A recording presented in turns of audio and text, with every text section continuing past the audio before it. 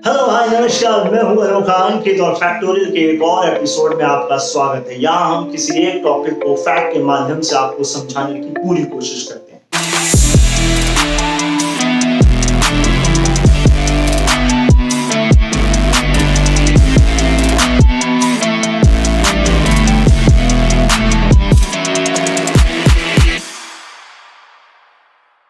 जैसा कि हमने पिछले एपिसोड में किया था, जहां हमने आपसे फुटबॉल मैच के दौरान ग्राउंड में हुए हादसों का जिक्र किया था। अगर वो एपिसोड आपने मिस कर दिया हो तो जाकर जरूर एक बार चेकआउट कीजिए। अब बात आज के एपिसोड की करते हैं। तो आज भी बात खेल की करेंगे, लेकिन फुटबॉल से क्रिकेट की तरफ शिफ्ट करेंगे। आपको क्या लगता है, खेल में सिर्फ खेल होता है?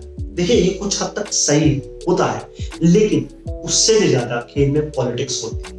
अब आप कोई भी खेल देख लीजिए, किसी भी खेल का एडमिनिस्ट्रेशन देख लीजिए। बाद में अगर हम क्रिकेट के कॉन्टेक्स्ट में एक होता है फिक्सिंग का जिन, जो किसी भी समय किसी भी खेल में आ सकता है। बहुत लंबी चौड़ी कहानी नहीं बताऊंगा, सीधे 2013 में आता है। आईपीएल में फिक्सिंग का जिन निकला। उस वक्त एन श्रीनिवासन थे बीसीसीआई के प्रेसिडेंट। उन्हें अपना पद छोड़ना पड़ा।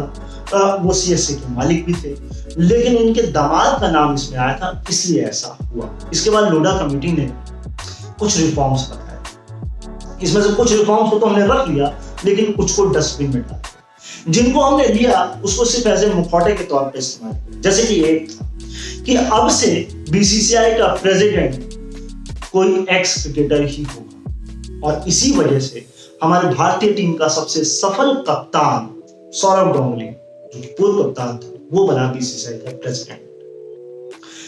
लेकिन यहां पर पेच था, और वो पेच ये था कि ये प्रेसिडेंट सिर्फ एक टर्म के लिए, यानी कि सिर्फ 3 साल के लिए हो सकता था। बस फिर क्या, बीते कुछ दिन पहले बीसीसीआई दौड़ता सुप्रीम कोर्ट के पास पहुंचा। उसने कहा, अरे रुकिए भाई, अभी हमें और क्रिकेट और बीसीसीआई में रिफॉर्म करना है, हमको एक टर्म और दे दीजिए। सुप्रीम कोर्ट ने कहा कि भाई ले लीजिए। रास्ता सुप्रीम कोर्ट ने साफ कर दिया कि भाई आप अगले 3 साल के लिए एक टर्म और रिटेन कर सकते हैं। लेकिन इससे फायदा सिर्फ सेक्रेटरी यानी कि सचिव यानी कि जय शाह।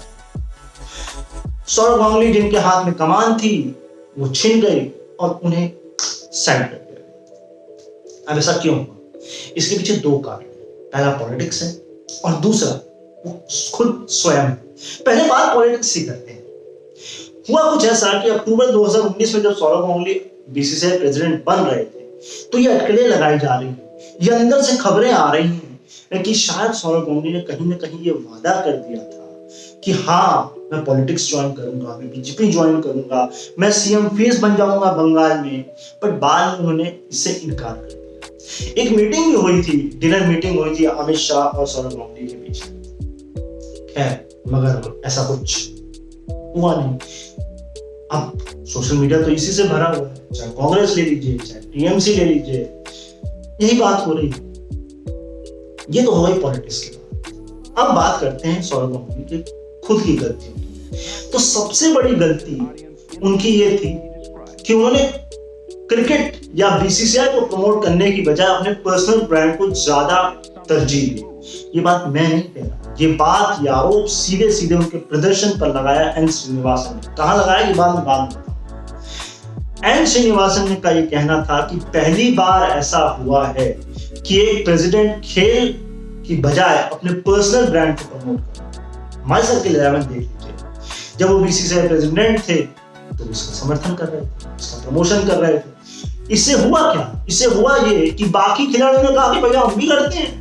तो रोहित शर्मा उनका करने लग गए, बाकी इंडियन क्रिकेट टीम किसी न किसी ऑनलाइन गेम प्लेटफॉर्म का प्रमोशन करने लग गई। विराट कोहली भी इसमें थे। ये सीधे सीधे हो गया कॉन्फ्लिक्ट ऑफ इंटरेस्ट। मगर इससे फैन बड़ा दुखी हुआ। वो पहुंच गया मद्रास हाई कोर्ट, और मद्रास हाई कोर्ट की मदुरई बेंच ने सौरव गांगुली और विराट कोहली को नोटिस दिया। ये हुई पहली प्रॉब्लम। दूसरी प्रॉब्लम, सौरव गांगुली का चयनकर्ता की मीटिंग में बैठ जाना। जब टीम इंडिया का चयन हो रहा है और चयनकर्ताओं की मीटिंग हो रही हो, उसमें सौरव गांगुली का बैठ जाना। और ये बात एक चयनकर्ता ने जय शाह को लिख कर बताई कि वैसे तो वो कुछ बोलते नहीं थे, लेकिन ये भयभीत करने वाला था। अनुभव। इस बात को हवा और तब तेज हो गई जब पश्चिम बंगाल से आने वाले विकेट कीपर विद्यमान साहा ने बता दिया कि सौरव गांगुली ने मुझे वादा किया था, भरोसा दिलाया था कि जब तक मैं प्रेसिडेंट हूं तुमको इंडियन टेस्ट टीम में चयन की चिंता छोड़ देनी चाहिए। बहुत बड़ी बात है। फिर विराट कोहली सागा तो आपके सामने है ही, मगर दो बातें इसमें हैं।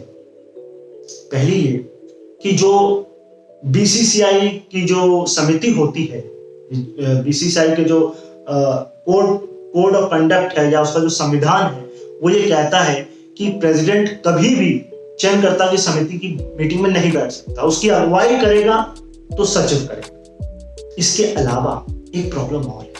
आपको पता है विद्यमान साहब को एक पत्रकार ने धमकाने वाले मैसेज भेजे थे। बीसीसीआई उस पर आजीवन प्रतिबंध लगाना चाहता था, लेकिन सौरव गांगुली ने दखल दिया और ये कोशिश की कि उसे सिर्फ 2 साल का बैन लगे, इसलिए उस पर सिर्फ 2 साल का बैन लगा। ये बात भी अंदर से निकल कर आती है। ये दो बहुत बड़े बड़े प्रॉब्लम्स हैं जिसकी वजह से सौरव गांगुली रिटेन नहीं कर पाए अपने बीसीसीआई प्रेसिडेंट का पद।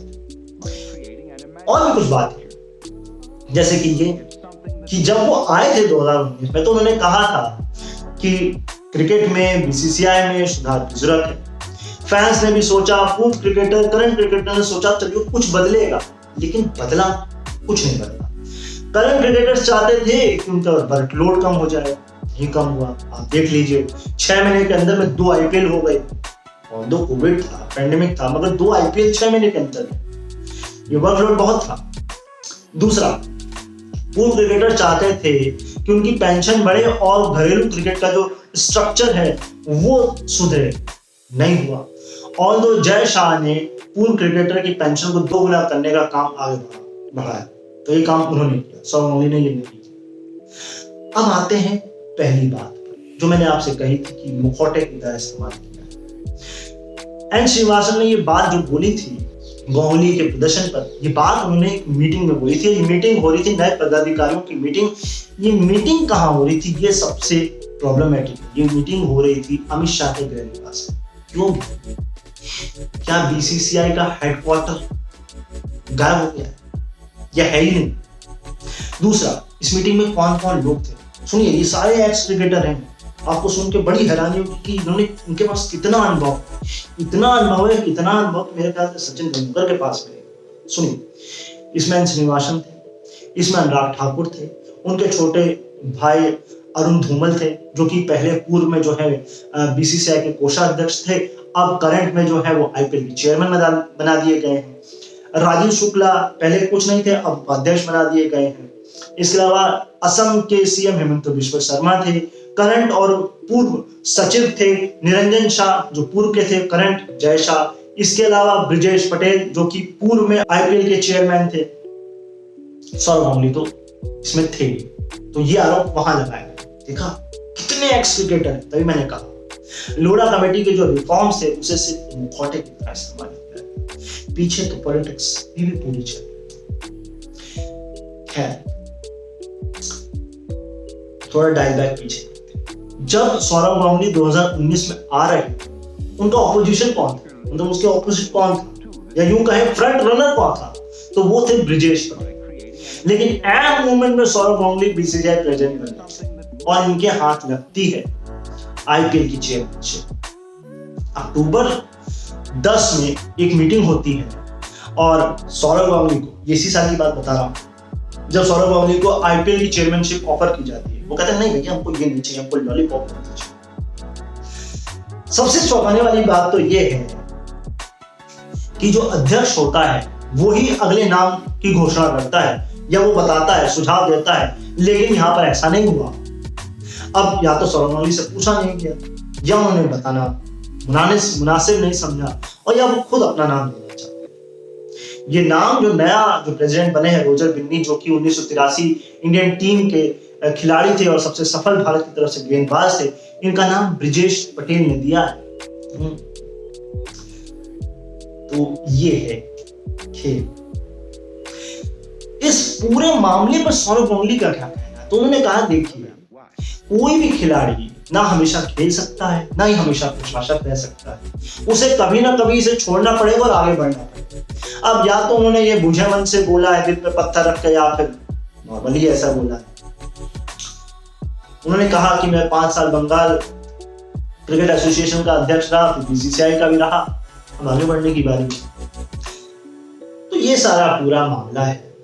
आई होप आपको पसंद आया होगा एपिसोड। तो आपको पता लग गया कि क्या है पॉलिटिक्स और क्या है सौरव गांगुली की गलती। फिलहाल के लिए दादा की बीसीसीआई से दादागिरी खत्म हो चुकी है। ये एपिसोड अगर आपको पसंद आया तो लाइक कमेंट शेयर करिए, चैनल को सब्सक्राइब करिए, बगल में बेल आइकन है उसको भी प्रेस करिए। इसे आप यूट्यूब पर देखने के साथ साथ गूगल और स्पॉटिफाई पॉडकास्ट पर सुन भी सकते हैं, या यूं कहें सुन भी रहे हैं। हमारे पॉडकास्ट का नेम भी द अनोखा शो है। स्पॉटिफाई और गूगल पॉडकास्ट पर जाकर द अनोखा शो आप सर्च कर सकते हैं। मैं आपको मिलूंगा फिर किसी नए टॉपिक के साथ किसी नए एपिसोड में फैक्टोरियल के इसी सेगमेंट में। तब तक अपना ख्याल रखिए, मुझे अपने दिलों में याद रखिए। अभी के लिए बाय बाय।